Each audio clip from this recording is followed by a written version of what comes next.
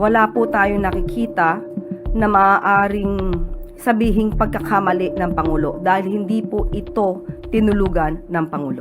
Sa po mismo natin ang Pangulo ngayong araw at sinabi niya na disappointed siya dahil malapit na sana natin na pauwi si Zaldico. But since meron nga pong ibang bansang involved at ang lumalabas lamang po na kanya na-violate ay ang paggamit ng invalid documentation. So, ang bansang Czech Republic po ang siyang mag-uutos kung anong gagawin kay Zaldico. Ikaw ang tanong, saan po siya dapat mag-apologize? For at the very least, raising expectations that Zaldico will be made to answer to the Filipino people. Lahat naman po tayo ay umasa. Lahat naman po na dapat gawin ay ginawa ng Pangulo at ng administrasyon. Ang kanyang inireport naman po ay tama.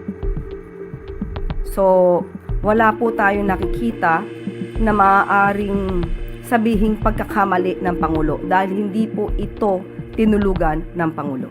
Pero